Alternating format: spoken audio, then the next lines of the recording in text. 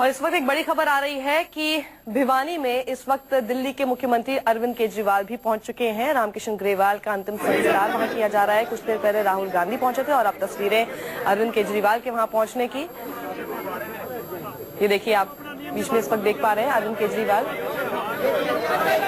कल इन्हें नहीं मिलने दिया गया था और अब वो भिवानी पहुंच गए। रामकिशन ग्रेवाल का परिवार वहीं रहता है और साथ ही वहीं पर उनका अंतिम संस्कार किया जा रहा है। अब देख रहे हैं तस्वीरों में इस वक्त आखिरी दौर में है अंतिम संस्कार, बस कुछ ही पलों में होने वाला है। लकड़ियां लगाई जा रही है, पूरी तैयारी हो रही है। अरविंद केजरीवाल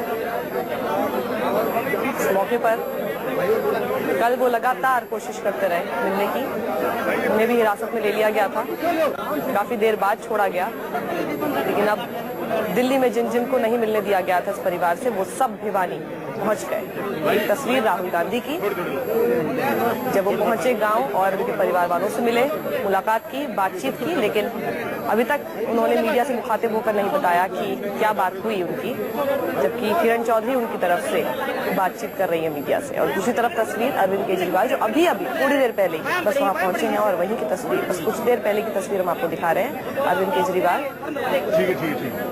जो वहां पहुंचे और सही समय पर पहुंच गए, क्योंकि कोशिश थी दोनों की ही कि अंतिम संस्कार से पहले पहुंचा जाए। संवाददाता प्रभाकर मिश्रा हमारे साथ है। प्रभाकर, इस वक्त आप क्या देख पा रहे हैं?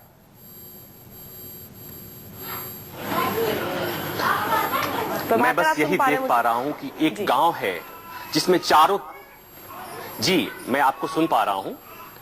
मैं ये कह रहा हूं कि मैं जो यहां देख पा रहा हूं वो यही देख पा रहा हूं कि पूरे गांव में मातम पसरा है, सन्नाटा पसरा है। अगर कुछ आवाजें आ रही हैं तो वो उन लोगों की आ रही हैं जो दिल्ली से आ रहे हैं, जो इस पर सियासत देख रहे हैं।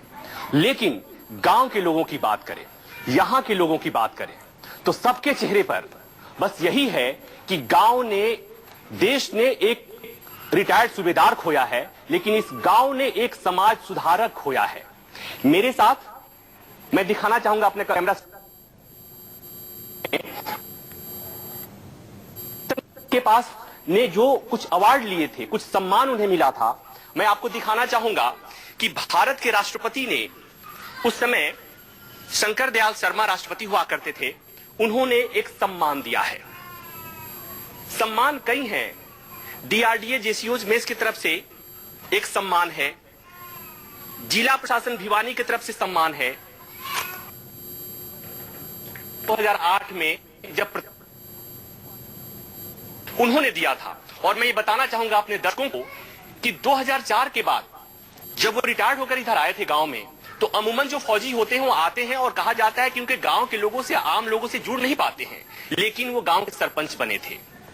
गांव में समाज सुधार किया था, महिलाओं के लिए अलग से स्कूल खुलवा दिया था, स्कूल जो 10वीं तक था उसे 12वीं में कन्वर्ट कर दिया था। तो ये था उनका कंट्रीब्यूशन। तो ये बताते हैं कि जो आदमी, वो आदमी इस तरह अगर हताश हुआ तो उसकी वजह क्या थी। निश्चित तौर पर यह विचारणीय विषय है, जिस पर जिसको विचार करना होगा वो करेगा। लेकिन मैं जानने की कोशिश करता हूं, रामकिशन की वाइफ है हमारे साथ, जब वो दिल्ली गए थे क्या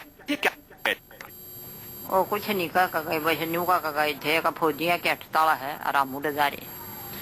ये क्या आपको कभी लगा कि वो इस तरह का कदम उठा लेंगे? मना नहीं लगा जी, कोई घर में कोई बात नहीं थी, चला गया था के गए थे, क्यों जाने जाए। वो गांव में बहुत काम किए, लेकिन अब गांव के लोग ये मानने को तैयार नहीं हैं कि उन्होंने आत्महत्या किस तरह किस मनस्थिति में उठाया होगा। मैं पूरे गांव की बात करता हूं। इस गांव के माहौल में जो गमगीनियां फैली हैं, जिस तरह से लोग उदास हैं, जिस तरह से मातम पसरा हुआ है, ये बताने के लिए काफी है कि रामकिशन का इस गांव के लिए क्या मतलब है। अमूमन देश का एक सैनिक जाता है तो देश में उदासी का माहौल होता है, लेकिन रामकिशन एक सूबेदार नहीं थे, महज सूबेदार नहीं थे।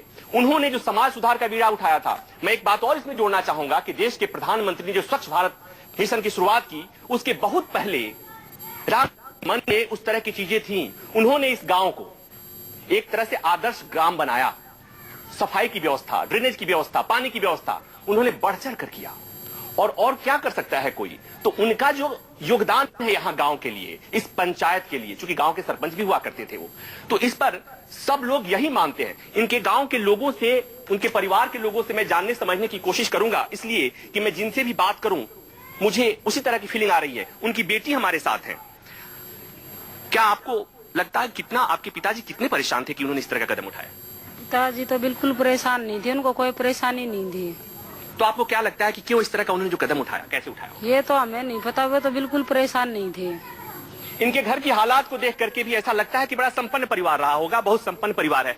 आपको क्या लगता है, आप क्या बताएंगे? जी प्रभाकर, देखिए, मैं ये बताने की और ये समझाने की कोशिश कर रहा हूं कि यहाँ पर दिल्ली से नेताओं के आने की कतार लगी हुई है। लोग आ जिस रहे तरह हैं। से आपने बताया जो योगदान उनका रहा, उसी की वजह से इतना भारी हुजूम वहां पर सिर्फ इन्हीं के गांव का नहीं बल्कि आसपास के लोगों का, आसपास के गांव का भी है, जो कि देखने से पता चल रहा है कि कितने लोकप्रिय थे सूबेदार रामकिशन ग्रेवाल। बहुत बहुत शुक्रिया इस पूरी जानकारी के लिए प्रभाकर आपका। आप नजर बना रखें, दोबारा आपका रुख करेंगे, लेकिन फिलहाल रुकेंगे छोटे से ब्रेक के लिए। ब्रेक के बाद भी खबरें रहेंगी जारी। आप देखते रहिए News 24।